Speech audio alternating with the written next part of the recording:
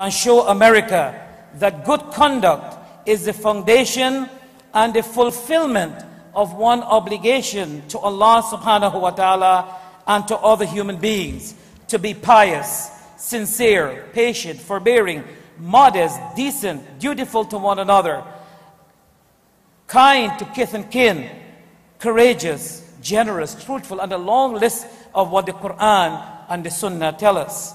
It is time that we put our differences aside and all together paint the true picture of what Islam is and who Muslims are, and time is running out on us.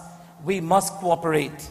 Failure to do so will only add to our burdens. Allah subhanahu wa ta'ala says, وَالَّذِينَ كَفَرُوا بَعْضُهُمْ أَوْلِيَاءُ بَعْضٍ إِلَّا تَفْعَلُوهُ تَكُنْ فِتْنَةٌ فِي الْأَرْضِ وَفَسَادٌ كَبِيرٌ. And those who disbelieve are allies to one another and supporters to one another. And if you Muslims in the world do not do so, support one another, there will be fitna. There will be corruption and oppression on earth, and a great mischief and corruption will prevail. May Allah protect us all and help us to cooperate on bir and taqwa. Assalamu alaikum wa rahmatullahi wa barakatuh. Thank you very much, Sheikh Abdool Rahman. May Allah reward you. And finally, dear brother Hussam, come and address us for about 10 minutes, inshallah. We're running out of time, so I'm sorry. Session should have ended now, so we'll take whatever time you present is extra. And please stay close to the mark. Bismillah ar-Rahman ar-Rahim. Alhamdulillahi Rabbil Alameen. Wassalatu wassalamu ala Sayyidina Muhammad wa ala alihi wa sahbihi ajma'een. Beautiful words from everyone. I am at a loss in terms of adding to this great talks and inspirations that have been given. Nonetheless, I will add a few more remarks. I want to share with you a couple of stories that were very meaningful to me as I hear many of the speeches that were spoken in the previous hour or so. One of them was just a couple of weeks ago as I traveled to different communities across the US. I traveled to one community where I prayed Jum'ah there, and then after the Jum'ah prayer, a number of brothers came to me and told me about a Muslim convert, an older gentleman who came to the mosque and became a Muslim at the mosque in this particular town. And then this person shared a reflection after he converted with the community, thanking them for their hospitality, thanking them for everything good that he's seen, for letting him know about Islam. But then he told them something very interesting that I took to heart, and I hope that we will all take to heart. He told them that my wife passed away a year ago, and I have been a neighbor of this center, of this mosque, for 15 years. And no one ever came to me and told me anything about your religion or anything about Islam. And I am going to hold each one of you accountable in the day of judgment in front of Allah because my wife died without knowing anything about Islam. We have a duty, we have a responsibility, and America today is asking about Islam. All over the news, all over, everywhere, Islam is no longer just an exotic religion that you hear about here or there and that you are not interested in. People are interested to know about Islam. And we have to speak out. We have to do our duty, and we have to do our role in taking the message to our fellow citizens. I want to share with you another story also from my own community in Boston. The last 7, 8, 9 years, we went through a very interesting turmoil where the community was very happy about building a huge Islamic center, almost $20 million Islamic center, the largest in the East Coast, and we started the project.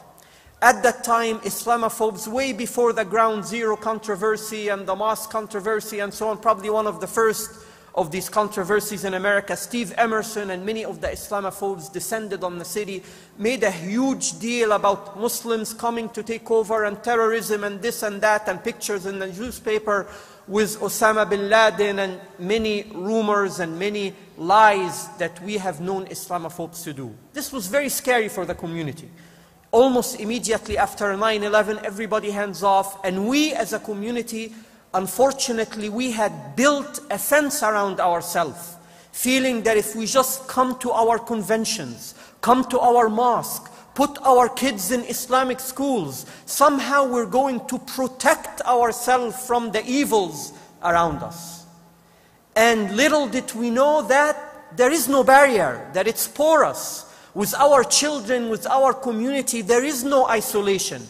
We cannot isolate ourselves. This isolation is in theory, and in fact, it harms us more than anybody else. The community was very worried, very scared, but we made dua to Allah subhanahu wa ta'ala, put a plan in order to reach out to everybody around us.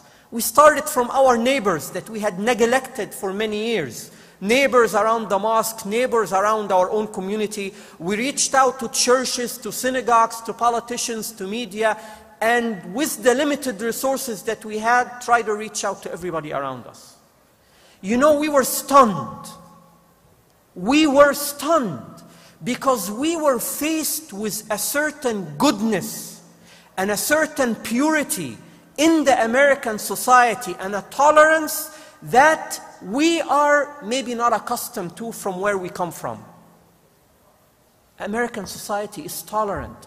Yes, there is Islamophobia. Yes, there is ground zero and all of the stuff over there. Yes, there are so many bad things that are happening and a lot of pressure on the American Muslim community. But by and large, if we don't just compare the worst of America with the best of Islamic ideals, if we compare America with any other place around the earth, we will realize that we are in a very hospitable country. We're doing things here that we may not, many of us know that we cannot do in many other places, not even Muslim countries. And so we realized that people, all we needed to do is say our story. We're not saying our story as Muslims in America. Our story is being told by others. It's time for us to own that responsibility and say our story as Muslims in America. And when we said our story, people were there listening and they welcomed us with open arms. And they shunned the Islamophobes. And they told the Islamophobes, you're liars. We know now who these people are and we welcome them in our midst. And the governor came and visited the center, the politicians came, the churches came, the synagogues came, and it's a whole other story about the support from the Jewish community. And the Jewish community traditionally is more fearful of the Muslim community because they are being played on, that Muslims are the devil and they are here to get you. But when we talk reasonably, we have showed them that we have a lot more in common. They faced anti-Semitism just like the Islamophobia, in fact more than the Islamophobia that we're facing today. And our story will resonate to them, but we have to say our story. And when we said our story, we realized that they came on our side. But we didn't stop there. Many people stopped there. Alhamdulillah, we said our story, everybody loves us, now we can go on.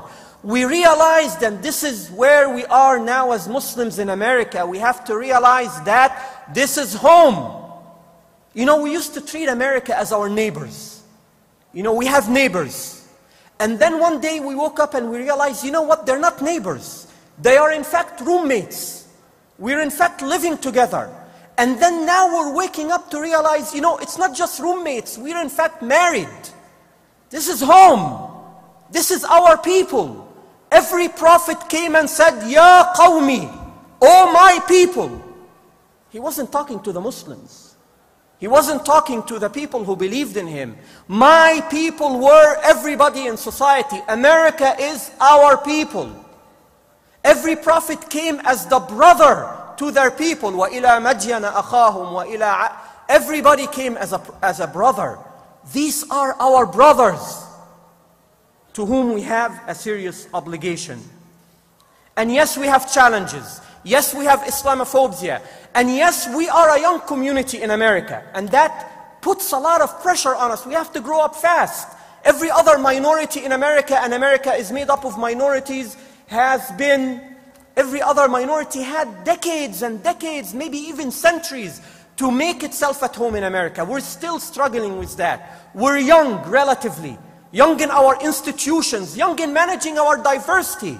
So many ethnicities from dozens of countries, so many differences. And that difference is good.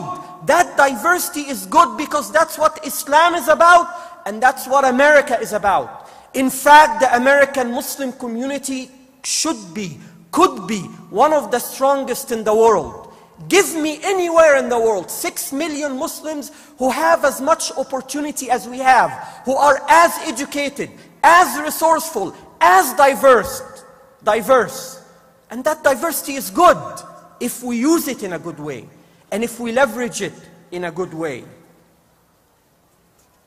And this is our role today, to realize that it's not just about having a Muslim convention, but the future that we aspire for is a future where the MAS-ICNA convention or our conventions will have half of the convention attendees, maybe the majority non-Muslims.